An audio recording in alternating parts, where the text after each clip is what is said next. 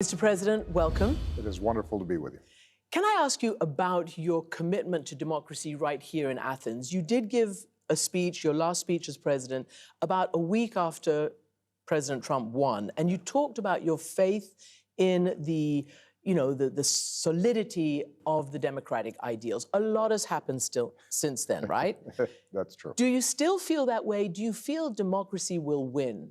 I do believe that democracy will win if we fight for it. Democracy is not self-executing. It depends on the engagement of citizens and an active mobilization of people around the belief, not just in any particular issue, but the belief in self-governance and rule of law and independent judiciary and a free press.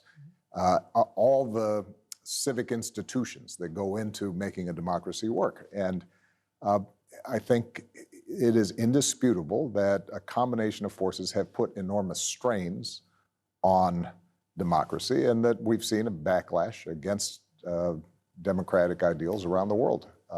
It's not unique to any one place. It's happened in Europe, it's happened in the United States, it's happened in this part of the world, around the Mediterranean. It's happening in Asia. The reason I'm optimistic is because I believe, particularly as I meet young people around the world, there is still a fundamental belief in the dignity and worth of individuals and their agency in determining what their lives are like. I think that's what young people want. But our existing democratic institutions are creaky, and we're going to have to reform them. So let's ask about the creaky or not institutions in the United States. Yeah. The spectacle of a former president being federally indicted. How is the rest of the world, the democratic world, maybe even the non-democratic world, meant to interpret that indictment and indeed the fact that a federal indictee is able to run for the highest office in the land, maybe even the world? It's less than ideal, right? But the fact that we have a former president who is having to answer to charges brought by prosecutors does uphold the basic notion that nobody's above the law. And the allegations will now be sorted out through a court process. I think I'm more concerned when it comes to the United States with the fact that not just one particular individual is being accused of undermining existing laws, but that more broadly we've seen, whether it's through the gerrymandering of districts, whether it's trying to silence critics through changes in legislative process, whether it's attempts to intimidate the press, a strand of anti-democratic sentiment that we've seen in the United States. It's something that is right now most prominent in the Republican Party, but I don't think it's something that is unique to one party. I think there is a less tolerance for ideas that don't suit us, and it's sort of the habits of a free and open exchange of ideas, and the idea that we all agree to the rules of the game, and even if the outcomes aren't always the ones we like, we still abide by those rules. I think that's weakened since I left office, and we're going to need to strengthen them again.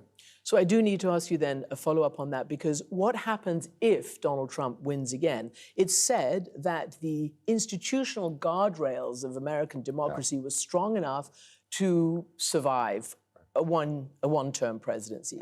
Are they strong enough to survive if that kind of personality wins again? I won't speculate on the outcome of a future election.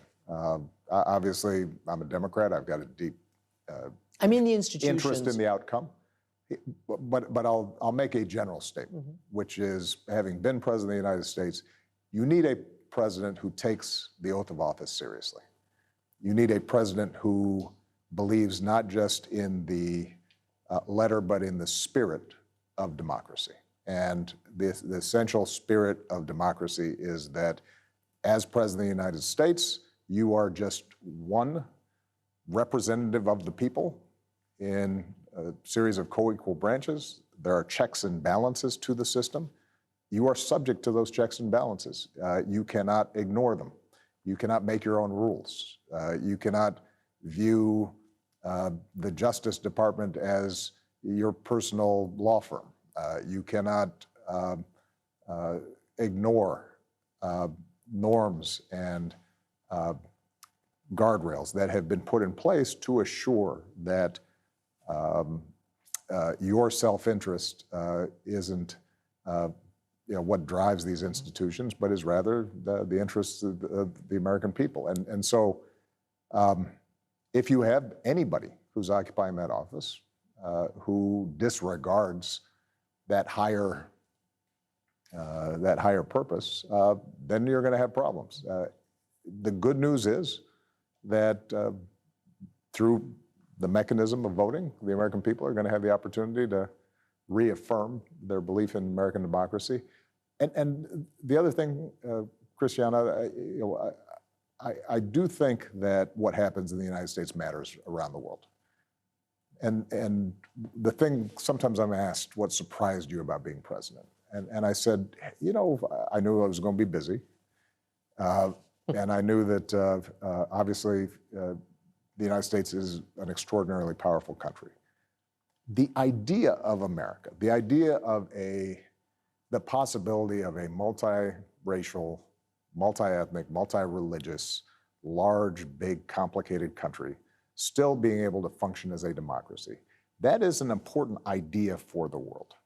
And when it looks like America's democracy is teetering or breaking down, then I think it emboldens those who do not believe in democracy around the world, and it worries and weakens democratic forces in other places. So President Biden, man who you know extremely well, has made the defense of democracy the sort of centerpiece of his administration.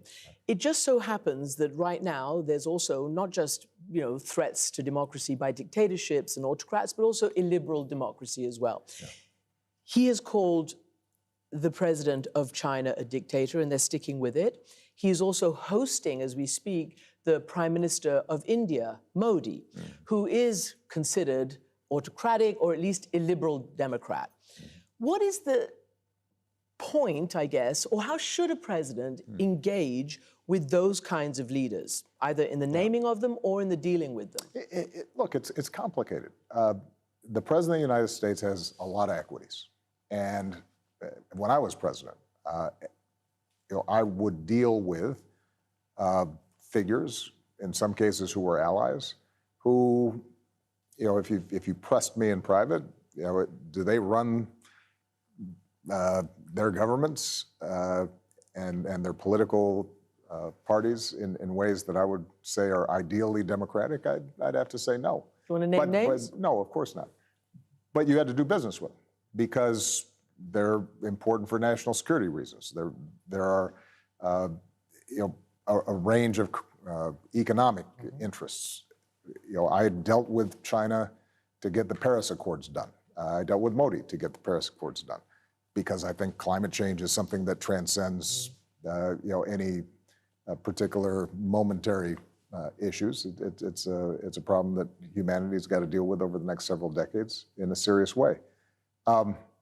I do think that it is appropriate for the President of the United States, where he or she can, to uphold those principles and to challenge, whether behind closed doors or in public, trends that are troubling. And so I'm less concerned about labels than I'm concerned about specific practices. I think it is important for the President of the United States to say that if you have Uyghurs in China who are being placed in mass camps and re-educated, quote unquote, that's a problem. That's a challenge to all of us. and we have to pay attention to it.